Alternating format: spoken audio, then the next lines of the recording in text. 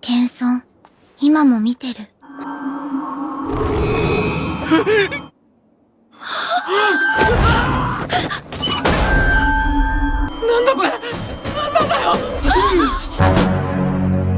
Halo guys, bagaimana kabarnya hari ini? Semoga kalian sehat selalu ya. Mana nih para bocil kematian? Kali ini Mimin akan membahas anime yang cocok sekali dengan sebutan bocil kematian. Anime ini berjudul Dark Gathering, menceritakan Keitoru Gentoga yang mempunyai tujuan hidup untuk melenyapkan kutukan di tangannya, dan dia ditemani oleh sahabat dan muridnya yang mencari roh ibunya. Sebelum masuk ke ceritanya, saya peringati dulu bagi kalian yang umurnya di bawah 13 tahun, harap jangan menonton karena di video ini banyak sekali adegan mengerikan. Dan bagaimana kisahnya? Oke, langsung saja kita gaskan. Berlatar di universitas, seorang pria ditunjuk untuk berpidato ke depan karena dia memiliki nilai terbaik saat ujian masuknya. Dia bernama Keitoro, kita singkat saja K. Setelah itu dia berfoto dengan teman masa kecilnya, yakni Eiko. Di foto tersebut selalu ada penampakan dikarenakan K mempunyai daya tarik dengan makhluk tak kasat mata. Pada saat SMP dia diserang oleh makhluk gaib yang memberikan kutukan pada Kei dan temannya. Sejak saat itulah dirinya selalu mengurung diri karena takut menyakiti orang terdekatnya. Namun berkat sahabatnya yakni Eiko, dia bisa mulai hidup normal dan berbaur kembali dengan kehidupan luar. Sebagai salah satu rehabilitasnya, dia bekerja paruh waktu sebagai guru les pribadi.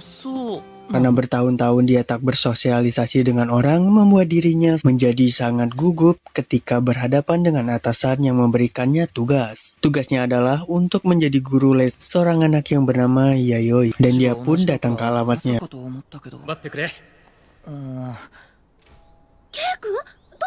Yang ternyata itu rumah Eiko. Disangka salah, rupanya sepupu dari Eiko itu sendiri. Apakah ini sebuah kebetulan?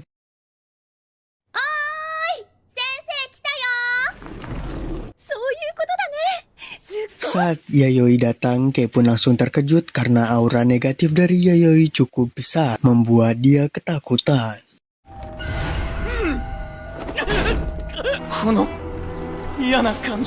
Di mata Yayoi terdapat pola seperti tengkorak, dan dia tahu kalau Kei sedang terkena kutukan. Ya, Yayoi sama seperti Kei yang bisa merasakan makhluk astral. Namun Yayoi lebih peka dan dapat melihatnya dengan mata batin. Aura yang ditimbulkan itu berasal dari boneka yang dibawa Yayoi yang telah diisi roh. Dia pun mencekik boneka itu agar tak menjahili Kei. Lalu Kei mengenalkan dirinya sebagai guru les. Bukannya belajar, Yayoi malah mengajak Kei untuk pergi ke tempat horor. Awalnya Kei menolak, namun karena dijahili oleh Yayoi, dia pun terpaksa ikut.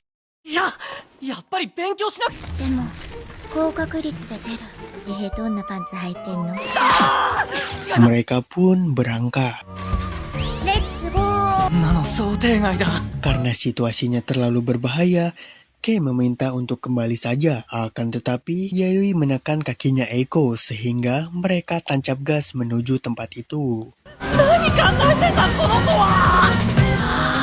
Mereka pun sampai di kotak telepon yang berada di kota H. Menurut rumor yang beredar, katanya ada hantu wanita di tempat itu. Wanita itu terkenal layaknya artis. Dia diperkaos dan dibunuh di sini. Sejak itulah dia menaruh dendam. Lalu barang siapa yang masuk ke bilik telepon ini atau menelponnya, maka orang itu tak akan selamat. Lalu Kei bertanya, memangnya ada nomor teleponnya? Di internet sudah tersebar kok, kata Eiko. Dan tiba-tiba Yayoi masuk ke dalam bilik itu, membuat Kei panik.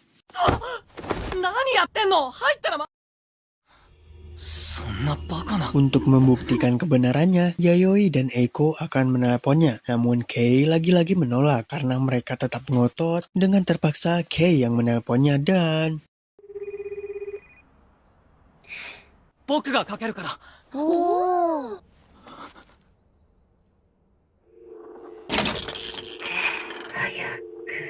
Ketika Yayoi memasukkan bonekanya, tiba-tiba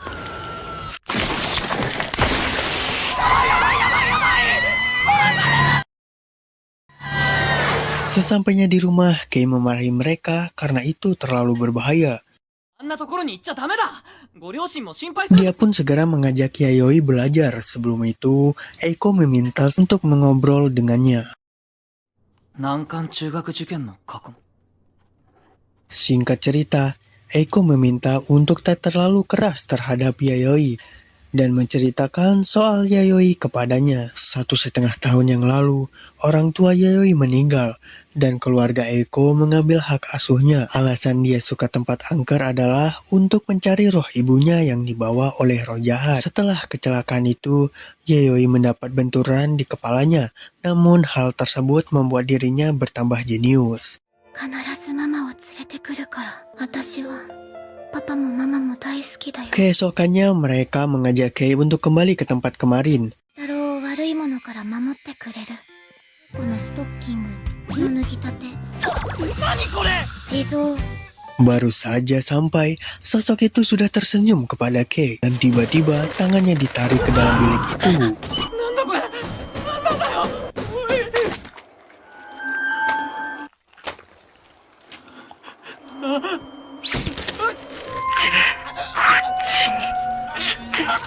Dengan linggis, Yayoi si bocil kematian pun menolongnya.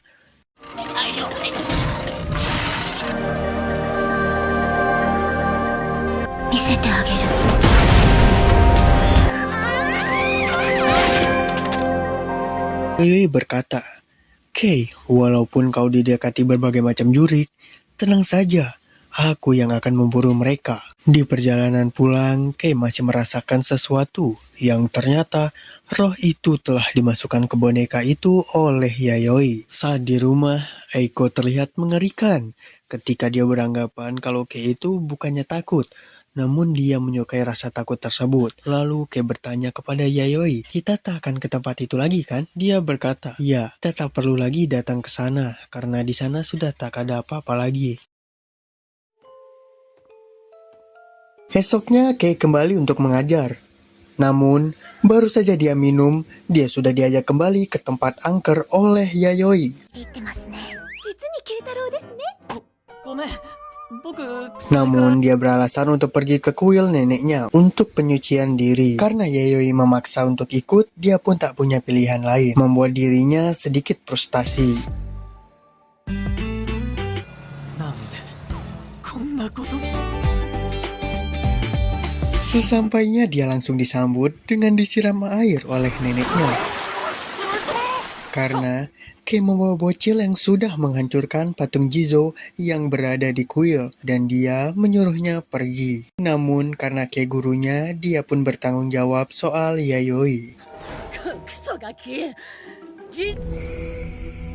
Kei menanyakan kenapa dia menghancurkan patung itu.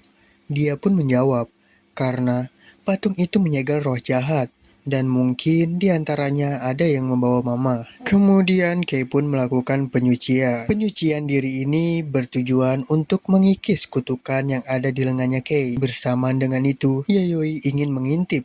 Namun dilarang oleh Eiko. Sebagai gantinya, Eiko akan memperlihatkan kutukan pada lengannya Kei. Kutukan itu terlihat seperti rambut putih yang memanjang di tangannya. Namun, itu sebenarnya bukan rambut, melainkan syarafnya. Dan itu tumbuh seiring berjalannya waktu, membuat Kei merasa kesakitan. Karena itulah dia rutin untuk memotongnya di kuil, disertai pembacaan doa oleh neneknya. Setelah selesai, Eiko dan Yayoi memberikan minuman kepada Kei. Namun, Kei ingin pergi ke toilet. Lalu, neneknya pun bercerita seram kepada mereka, di mana banyak sekali boneka terkutuk di kuil itu yang dibawa oleh orang-orang. Dan di bawah kuil ini, kami menyimpan boneka paling berbahaya. Tak ada yang boleh masuk ke sana. Jika seseorang masuk, apa yang akan terjadi? Orang itu akan terjebak dalam ruangan itu. Lalu, boneka itu akan menukar tubuhnya dengan tubuh orang tersebut. 面白かった。 Di saat bersamaan, Kei yang telah selesai dari toilet menemukan boneka yang tergeletak begitu saja. Dan ketika dipegang, dia pun seperti tergenjutsu. ちゃん疲れてるだろうし。 Lalu, Yayoi melihat Kei yang membawa boneka itu langsung meminta untuk diantarkan ke sana. Karena Kei telah dibawa ke sana.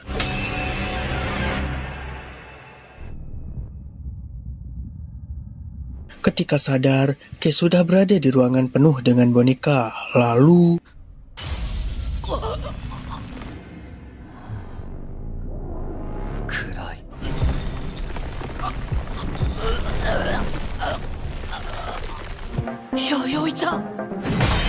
untungnya, Yayoi datang tepat waktu dan mengeksekusi boneka tersebut.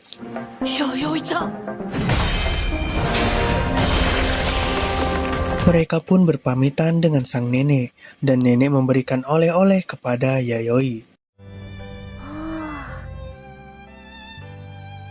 Sesampainya di rumah Eiko, Yayoi mengajaknya ke kamarnya yang berisi begitu banyaknya boneka yang telah ia isi roh. Kei yang melihat hal itu pun syok parah, sampai-sampai dia terkejut saat Eiko datang.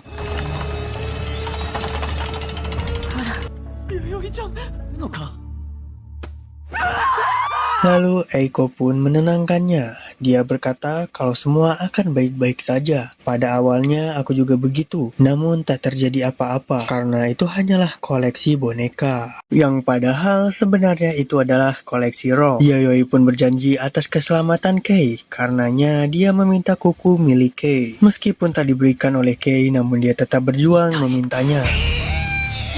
Karena situasi menjadi kacau, Eiko pun mengajak mereka ke tempat angker yang berdalih tempat wisata. Mendengar itu, Yayoi sangat setuju dan memaksa Kei untuk ikut.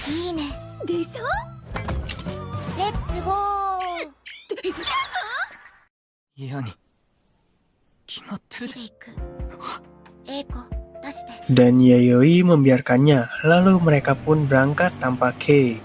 Padahal, Yayoi mengira kalau Kei seorang pecinta horor sama seperti dirinya dan mungkin kutukan itu bisa dihilangkan. Maka dari itu, dia ingin membantunya. Di sepanjang jalan, terdapat banyak sekali hantu. Dan mereka pun telah sampai ke tempat tujuan. Karena berbahaya, Yayoi meminta Eiko untuk diam di mobil saja. Dan kalau ia tak kembali dalam 1 jam, maka cari bantuan, katanya. Di sana terdapat banyak sekali roh bayi dan terdapat roh dewi. Lalu tiba-tiba dia diserang menggunakan tali pusar dan para bayi memindahkan patung ke belakangnya lalu menjatuhkannya. Untungnya dengan sigap dia mengeluarkan linggis yang dapat menahan patung itu. Lalu dia membuat kertas dan diikat rambut miliknya. Tujuannya adalah untuk membuat ilusi agar para makhluk itu melihat kertas itu seperti Yayoi. Karena sudah lebih dari 1 jam, Eiko pun mulai mencari bantuan dengan mendatangi Kei. Entah bagaimana caranya dia tahu keberadaan Kei, namun Kei menolak untuk menolongnya. Karena dia sebelumnya sudah memperingatkan untuk tidak pergi ke tempat angker lagi. Lalu Eiko pun berkata dia melakukan itu untuk mencari barang yang bisa menghilangkan kutukan Kei. Mendengar hal itu, Kei pun langsung mau menolongnya.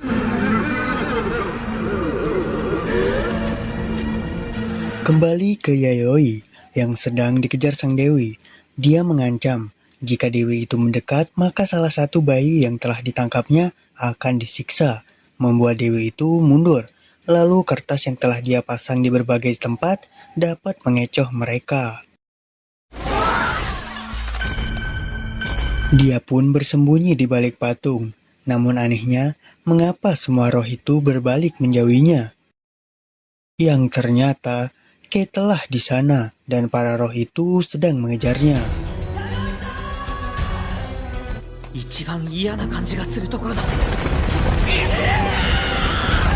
Kei pun punya ide untuk mengelilingi rumah itu dulu baru membawa Yayoi. Sebelum itu, Yayoi sempat memotong jari patung dewi itu.